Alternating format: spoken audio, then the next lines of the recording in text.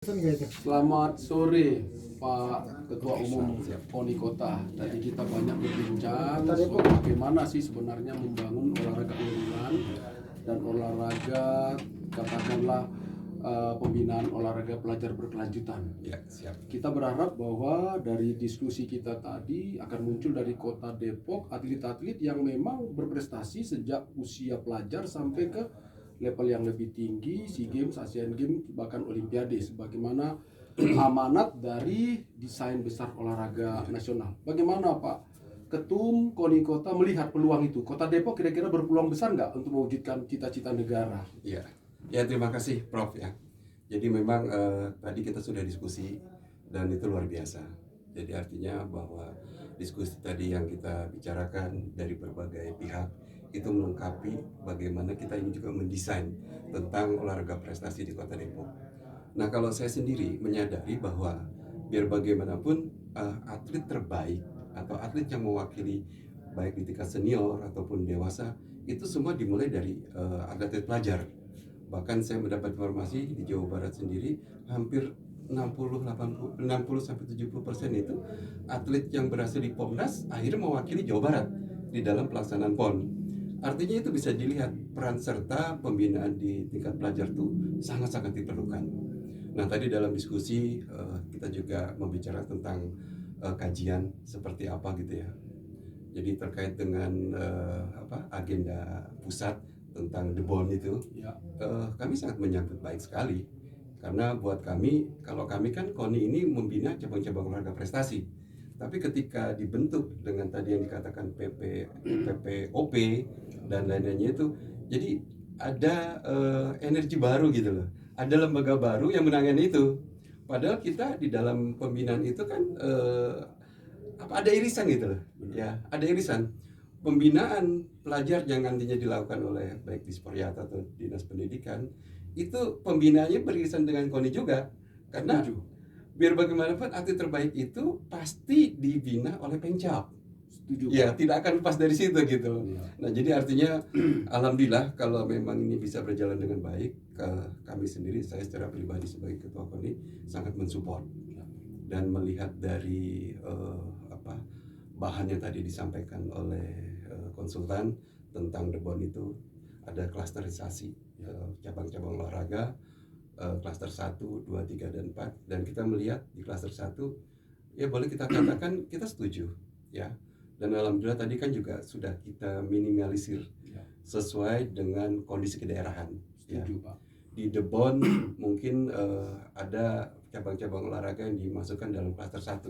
Tetapi kami di KONI juga punya kepentingan kepentingan dalam pelaksanaan nanti ketika Porprov, Pekan Olahraga Provinsi. Tapi saya melihat tadi dari cabang olahraga yang diusulkan oleh The Bond dan yang diusulkan oleh kami itu beririsan gitu. Tidak semua cabang olahraga unggulan kami ada di situ, tapi ada beberapa. Dan insya Allah kami akan mendukung program tersebut. Baik, jadi prestasi itu memang kita kaji dari dua aspek, ilmiah dan alamiah. Betul. Ketika kita masuk hasil dari alamiah menjadi ilmiah, tentu ada kajian-kajian, pendekatan sport science. Disitulah yang pemerintah katakan bahwa olahraga itu harus didesain, tidak bisa nemu sesaat. Kearifan lokal boleh, tapi itu penguat untuk membuat kira-kira cabur apa sih yang bisa kita unggulkan dari Depok ini. Tentu kita berharap dari kota Depok untuk Indonesia. Amin. Dan untuk nasional bahkan Olimpiade. Memang sudah ada atlet kita Pak ya kemarin sudah masuk dalam cabur Olimpiade tapi belum, ya mungkin itulah waktunya dia. Tapi tidak apa-apa Pak, masih ada Olimpiade Prancis 2024. Saat ini Kemenpora kan sedang mensosialisasikan DBON. 14 cabur memang difokuskan. Tetapi setiap kota kabupaten diwajibkan satu cabur. Iya, minimal lah ya. Tadi hasil diskusi kita kan ya mungkin kita siapkan 3 lah.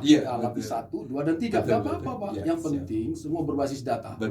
Kira-kira memungkinkan nggak Pak itu kita dapatkan basis-basis data itu untuk membangun prestasi di kota Depok ini? Oh iya, bisa Pak. Ya. Jadi sebetulnya ya mungkin tadi Bapak saksikan bahwa kami ini juga merekrut orang-orang akademisi yang saya lihat juga kapasitasnya bagus. Ya, banyak mereka teman-teman yang memahami bagaimana pola pembinaan yang benar. Jadi terkait tadi yang disampaikan mungkin juga sangat mungkin. Ya, terkait dengan data-data rasanya kami jadi cukup bagus ya, Ya, gitu. saya juga melihat itu. Mungkin salah satu yang ingin saya sampaikan ke Prof, bahwa di dalam pembinaan cabang olahraga ini Prof, Ya. kita juga sudah mengklasterisasi. Jadi kita buat klaster 1, klaster 2, 3, 4 ya. Klaster 1 yang terbaik, kedua yang terbaik kedua, ketiga dan selanjutnya.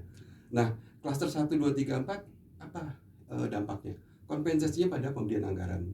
Ya. Jadi nggak mungkin kita klaster 1 disamakan dengan klaster 4. Tidak mungkin. Mereka harus berjuang gitu. Ini kan sebagai motivasi juga kepada para pencap itu untuk bisa menduduki di posisi 1 dengan melahirkan prestasi-prestasi. Yang kedua, kami punya program yang namanya program paket. Jadi paket itu kepanjangan program akselerasi atlet terpadu. Luar biasa, Bapak. Di situ sekumpulan atlet-atlet terbaik seluruh cabang olahraga yang ada di Kota Depok. Mereka mengusulkan ada yang 5, ada yang 6, ada yang 10. Ya. Tapi kita verifikasi. Kita lihat, kita analisis. Kemungkinan dia bisa tidak mencapai prestasi ketika pada pelaksanaan Pekan Olahraga Provinsi. Dan itu kita gulirkan dari tahun 2010. Ya. Jadi kita bikin klaster. Itu pun sama. Unggulan 1, unggulan 2, unggulan 3. Kompensasinya penerimaan insentif bulan pada mereka. Artinya ini sudah kita lakukan. Ya. Jadi kita data-data untuk atlet yang prestasi kita sudah punya. Terus juga atlet-atlet yang terbaik di Kota Depok dari seluruh cabang olahraga pun kita punya. Jadi kalau untuk data, insya Allah kita juga akan bisa berikan kepada teman-teman konsultan ketika itu diperlukan. Luar biasa, Pak. Memang salah satu permasalahan yang menjadi dasar dibangunnya DBON yang sudah disahkan oleh Presiden Republik Indonesia kita, Bapak Insinyur Joko Widodo, dengan Perpres 86 tahun 2021. Permasalahan yang pertama masalah data. Betul. Minimnya data dalam penentuan atlet. Tapi saya yakin, Pak, dengan basis data yang kuat dan akuntabel tentunya, Pak, betul. pendekatan sport science, Betul. era digital masuk, Betul. wah kita Betul. bisa melakukan loncatan-loncatan. Betul. Kita Betul. bisa bicara di Olimpiade, Pak. Betul. Jangka pendek Olimpiade Prancis lah tahun 2024 ya, Pak. Betul. Saya berkeyakinan Kota Depok akan menghasilkan atlet hebat di Olimpiade. Amin. Ketika dari sekarang dan sebelumnya juga sudah mulai menggunakan basis data. Betul. Itulah yang menjadi persoalan kita. Yes. Mungkin ada yang lain ingin Bapak sampaikan untuk nasional, untuk Indonesia? Ya, kalau saya memang berharap ya, ketika dalam perasaan Olimpiade yang lalu, miris rasanya kita menjadi negara yang nomor 5 populasinya di dunia, jumlah masyarakatnya di dunia, tetapi hanya sedikit bisa tampil di cabang olahraga tersebut.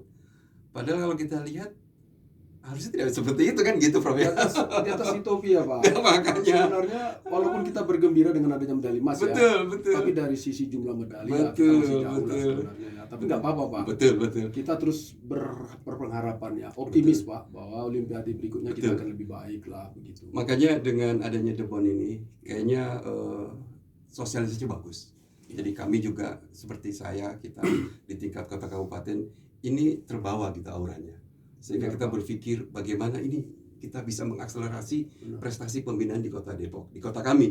Dan saya yakin juga di daerah-daerah seperti itu. Mereka berpikir karena DBON ini menarik gitu ya. Benar, Pak. Jadi orang yang biasa-biasa aja tiba-tiba, oh apa nih kan gitu, membenahi itu. Ya. Makanya kalau memang seperti hari ini ya Prof datang, kita diskusi, kita ngobrol, kan jadi membuka wawasan kita lagi, melengkapi lagi, terus ada target, ada motivasi. Dan kalau emang ini bisa diselenggarakan di tingkat kota kabupaten untuk membuka ini, dibantu apa? Karena kalau saya lihat auranya itu bisa memberikan dampak yang luar biasa, Pak. Setuju saya, Pak. Jadi DBON itu kan ada 13 permasalahan. Iya. Tinggal kita data aja. Betul. Di kota Depok ini gimana? Betul. Semua ini masih bermasalah atau bukan? Iya, Kalau bermasalah di mana yang perlu kita perbaiki? Iya. Sehingga satu ketika Kota Depok menjadi model Betul. penyelesaian DBON ini. Ya, amin. Kita berharap dari sinilah nanti lahir atlet-atlet berprestasi. Mungkin untuk nama Jawa Barat dulu. Ya, betul. Baru kedepannya menjadi pilot project Betul. buat kabupaten kota yang ada di seluruh Indonesia. Harapan Mudah-mudahan. kita begitu ya, Pak ya. Siap. Saya pikir pertemuan ini luar biasa. Luar biasa. Banyak hal yang kita dapatkan di luar ekspektasi kita ya, Iya, Pak ya. betul. Oke, saya Profesor Dr. Joni Siahan, Ya. Guru Besar Ilmu Pendidikan Olahraga di Universitas Cendrawasih, Siap. dipercayakan oleh Kemenpora menyampaikan materi tentang kajian olahraga unggulan di Kota Depok dan termasuk olahraga pembinaan olahraga pelajar berkelanjutan. Betul. Mungkin silakan Pak perkenalkan. Ya, terima kasih. Saya Heri Suprianto, saya Ketua KONI Kota Depok. Sekali lagi mengucapkan terima kasih atas kehadiran Prof. Joni nih yang Siap. utama. Jadi kita diberikan pencerahan gitu ya. Mudah-mudahan Terima kasih, ini Bapak. membawa dampak positif juga kepada kami para pengurus yang tadi kita sudah diskusikan, sudah hadir.